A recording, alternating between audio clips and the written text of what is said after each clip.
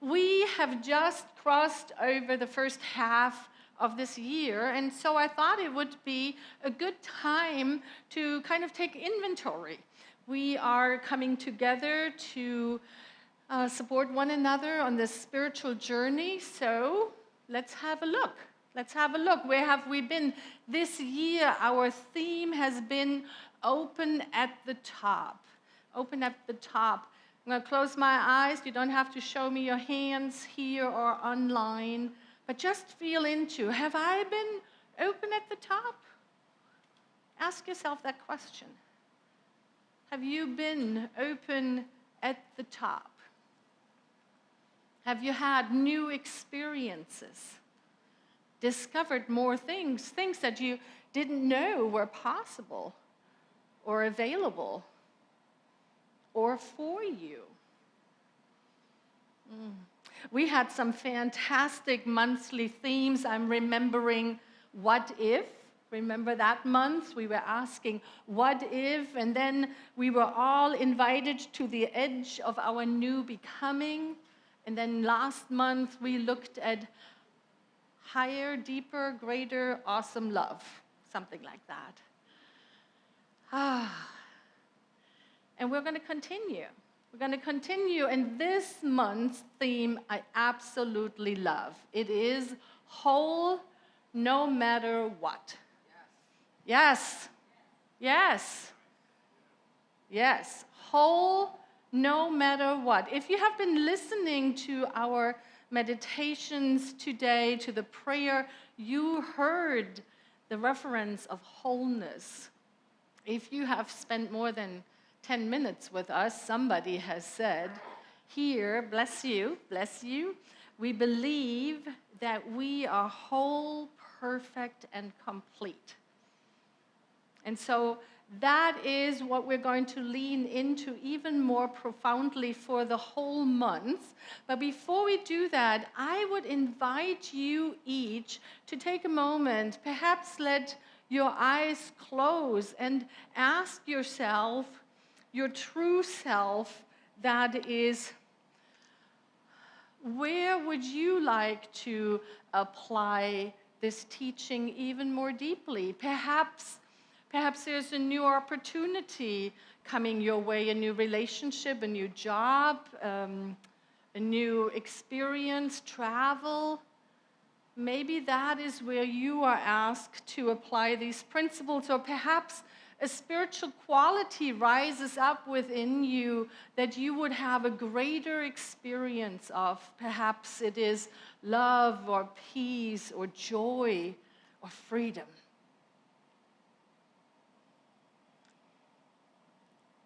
Or perhaps you're becoming aware that it is finally time to let go of that limiting belief, of that limiting behavior, of that pattern that has been holding you back.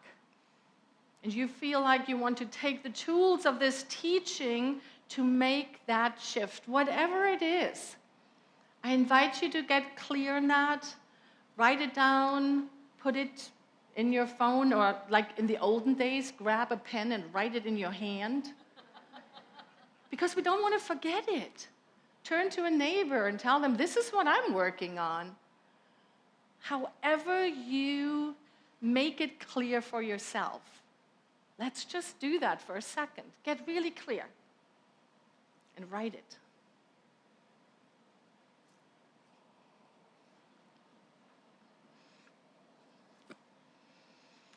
Great. I'm going to invite us to keep that phrase or that area of our lives or that spiritual quality front and center as we go through today's talk, which is no bad parts. The realization that we are made of the infinite, of the good. And since there has not been anything else that the divine could create us from, we are inherently good, pure wholeness.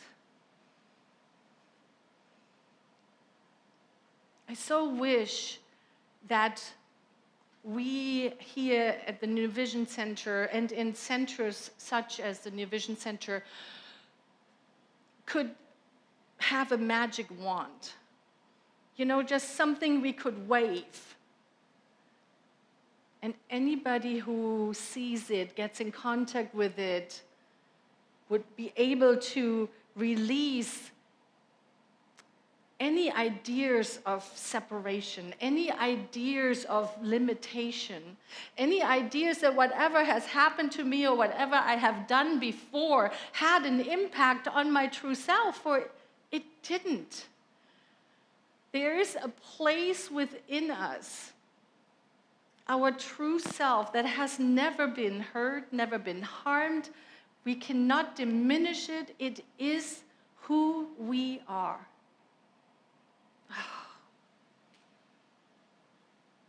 Perhaps you call that part your true self or your higher self or the God spark within you. Whatever you call it, that is what we are nurturing here, what we are loving, what we are bringing forth for it to bubble up. And so that every action, every word I speak, every action I take, every vibration around me is infused with that deep realization. That is what we are trying to do every Sunday, beloveds. Every Sunday in classes, when we get together, even when we're having our great summer taste-off next week. At the very bottom, at the very center, fundamentally is this idea that we want to wake each other up into the realization that we are whole, that there are no bad parts.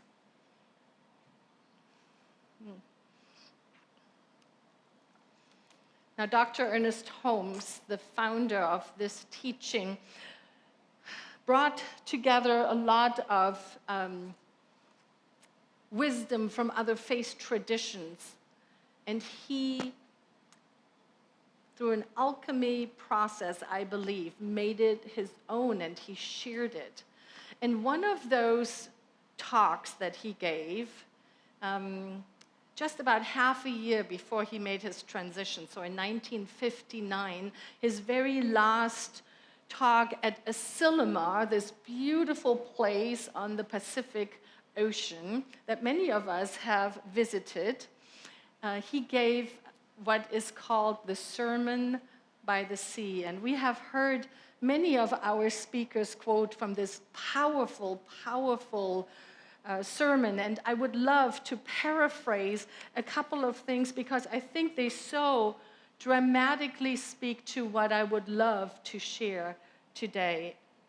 And you know, I imagine Dr. Ernest Holmes, all what, 5'4"? 5'4" of him, you know. But a heart, a presence, infinite. I imagine him speaking to those beloveds who were gathered there at that chapel.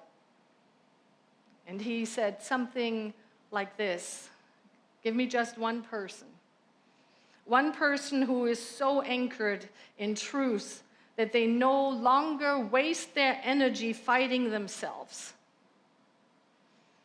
One person who refuses to call any part of their being bad or broken. One person who has learned to stand for love instead of against fear. I imagine him continuing to say, give me one person who has released the old terrors, fear of life, fear of God, fear of their own inner world, and you will see how quickly fear can dissolve in their presence. Because a person who is not at war with themselves becomes a healing force for everyone around them. Give me one person who knows how to love with their whole being. Not just the polished parts or the shiny parts, not just the parts they are proud of, but all of it. The tender parts, the fierce parts, the confused parts, the growing parts. That person will reveal the very nature of the divine.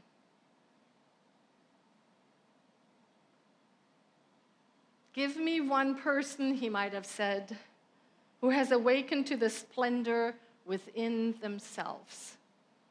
And the whole world will respond.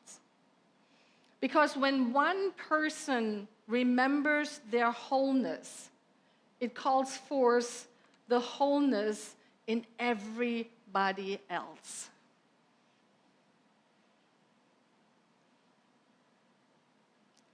That is what we do here.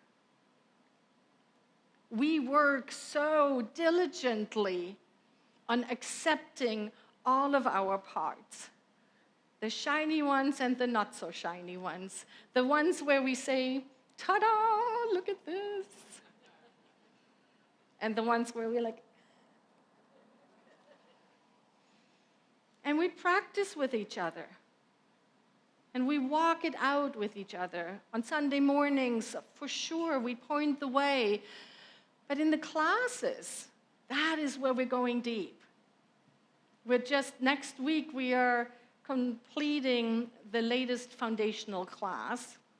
And it is such an honor to walk with beloveds who are discovering this teaching on a deeper level, who are discovering the tools, these wonderful tools that help us on this journey.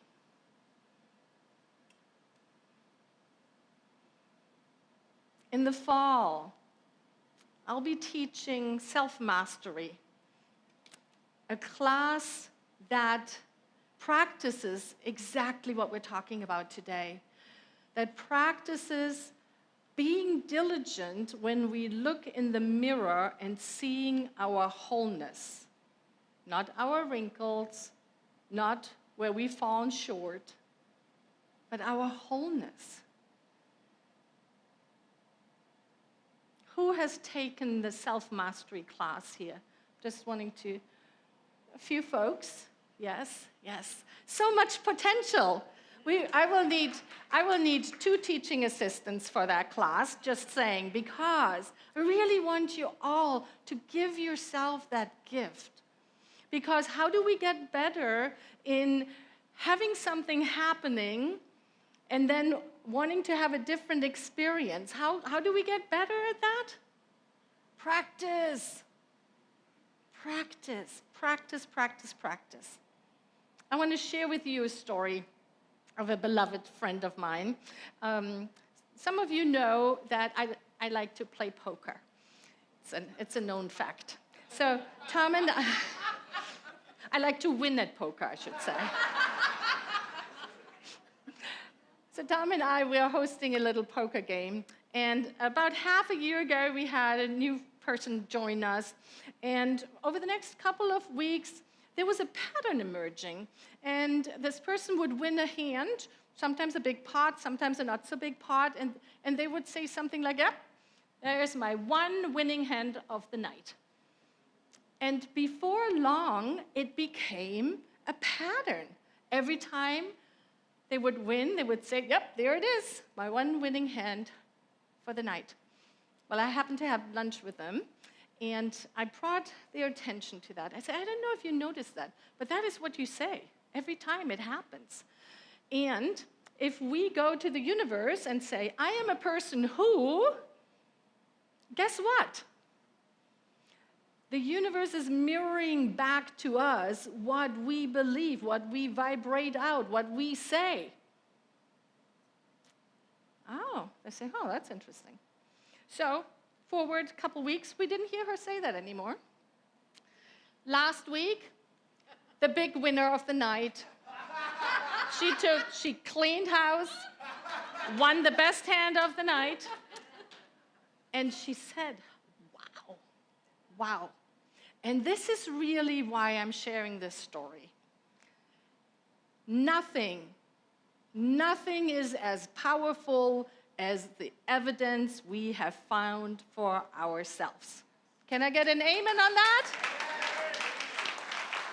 We can give the most glorious, sophisticated talk from up here until you put this teaching to the test and you have your results and you see and you understand how replicable this is in every area of your life. That is when our lives change. And then we are on fire. Right? I happen to know, not only is this person now winning at poker, apparently, life has opened up in a way not even imagined before. Not even imagined. Yeah. We collect evidence. That is what we do here.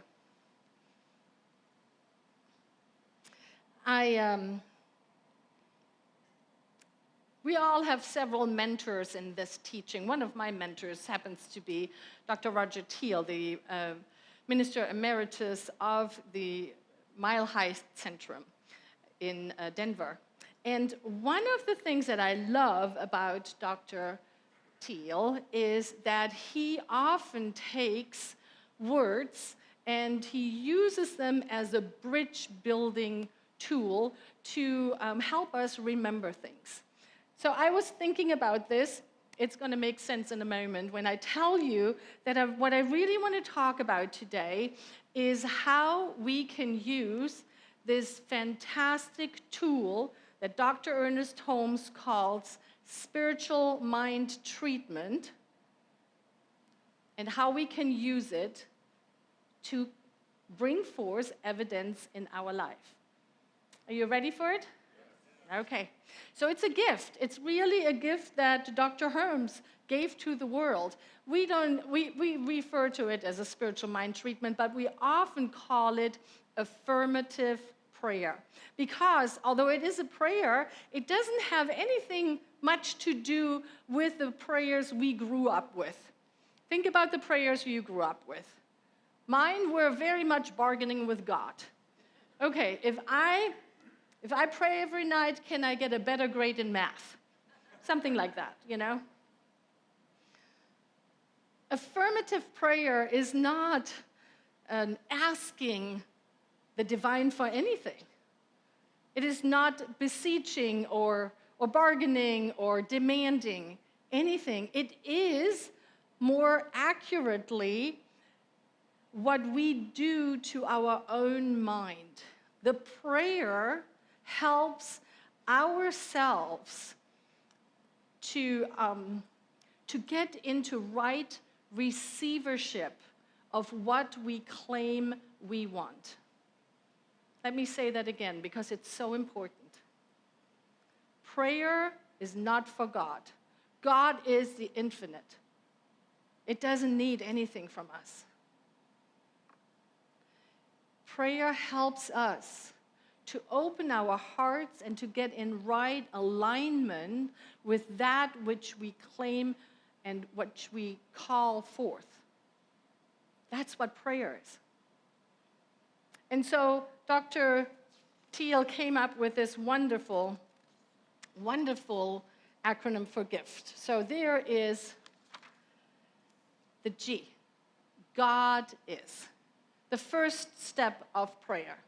You hear it so beautifully by our prayer partner, practitioners here, whenever you hear a prayer here, right?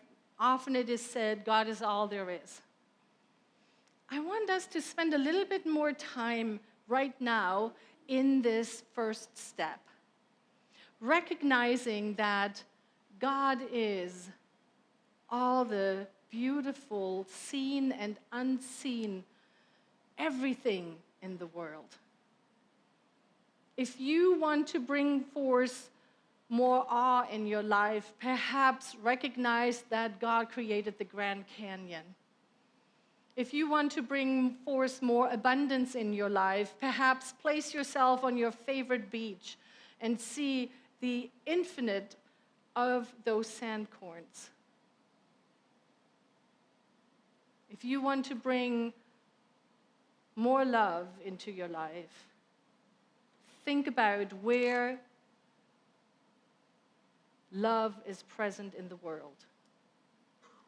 That is the first step. God is the integrity and the intelligence of all life, and there is only one life, and that life is the life of all of us. For some people, that first step is very simple. They can just say, God is all there is, and they can feel that. And for others, we need more words, not to convince God, not to give accolades to God, but to help us get in contact with that feeling. In this foundations class, somebody asked me, do you think Dr. Ernest Holmes did those 5 steps of prayer? No. He understood them to be a powerful teaching tool, but he always said, and people around him knew, he lived in the first 2 steps of prayer. He knew that God was all there is. It was in every breath he took. He didn't need to take a moment and say, okay, God is all there is. It is this and this and this. Does that make sense? That is the invitation, beloveds. The invitation is to get over having to say those words and to invite that feeling of awe, of amazement, of grace, of glory within us for the allness of life. And when we are there, then we step into it, and that is the I am. That is the I of gift. If there is no place where God is not, then God has created this being known as Karen. And known as you and you and you and you and you. And the more we can unite ourselves with this wonderful realization, the easier the good is flowing through us into manifestation, because we are not putting in any obstacles for the flow to take place.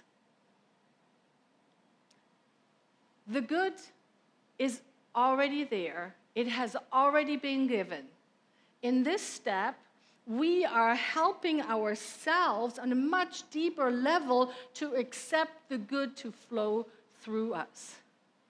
That is the I am. We step out of any trance of separation, any trance of limitations, and we connect with our true self, capital S, at the very center of our being. And this is where the inner healing takes place. This is where we heal the wounds, when we are realizing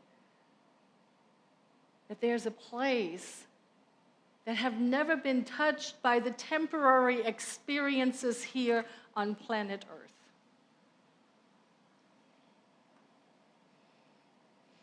And so then when we feel the truth of those first 2 steps, then we can step into from now on.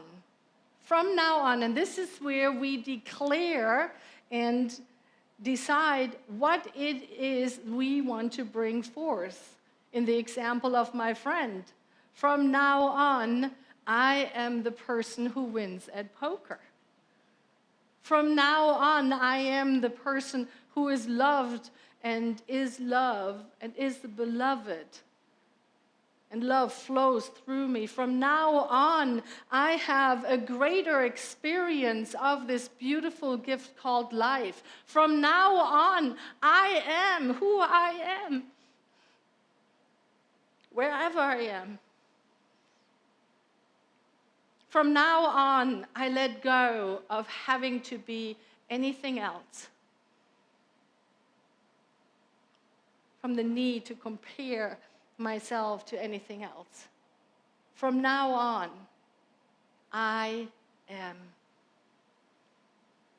Take a moment, think back what you have identified that you want to have a different experience around. What is your from now on?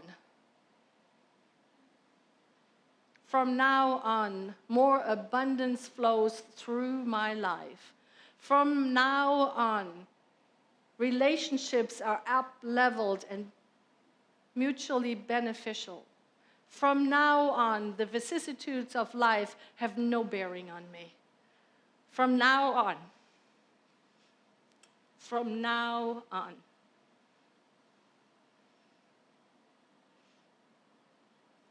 And then we come to the Thanksgiving. And then I love how Dr. Roger said this, take over. Thanks and take over. Thanksgiving makes sense, right? The Thanksgiving step in the affirmative prayer is really to remind us, me, when I speak it, it's already been given, it's already so. It's already in the unformed substance, and the only question is, am I ready, willing, and able to say yes to it on a deeper level and bring it forth in my life? That's it. Are you ready? Are you ready to receive? Are you ready to do whatever it takes to bring yourselves in right alignment with the good that is yours? Yes. And when we have done that, we say, go ahead. Something greater than I am, take it now. I let it go.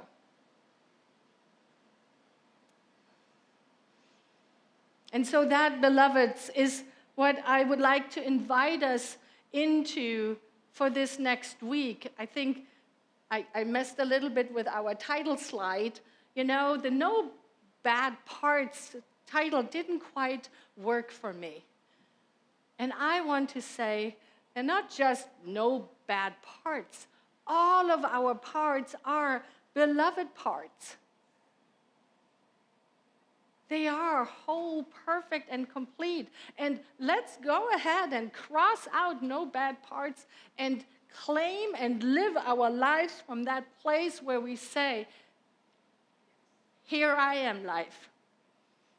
And so it is. So it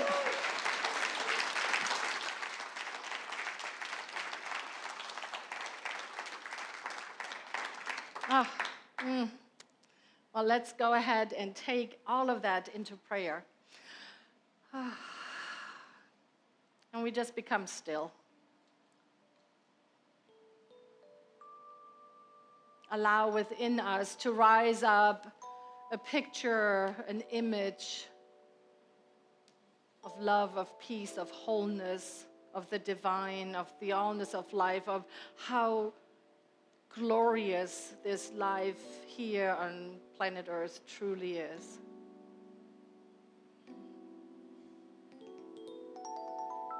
As we lift ourselves up on the inside of our being to that higher vista to see all the good, the flow, the rainbows, the butterflies, the hummingbirds, the joy, the connection, the abundance, the love, the wholeness, the beauty.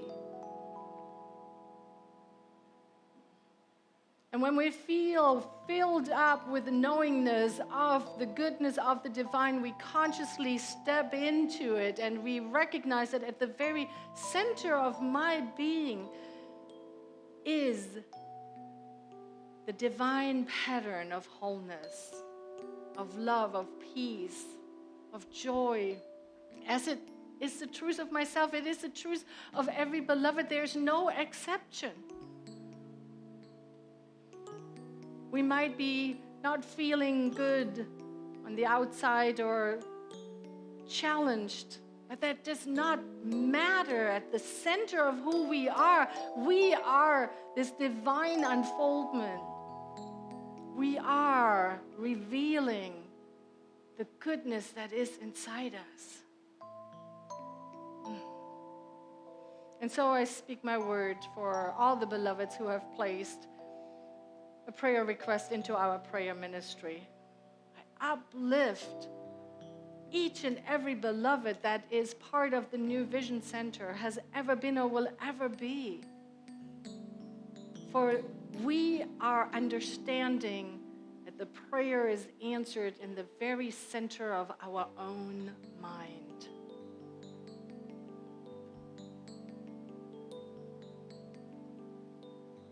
And so I claim ease and elegant solutions, joy and possibilities for each beloved. How grateful, grateful, grateful I am to know that this is the truth, that this is how life unfolds, that this is who we truly are. Thank you, life. And so it is.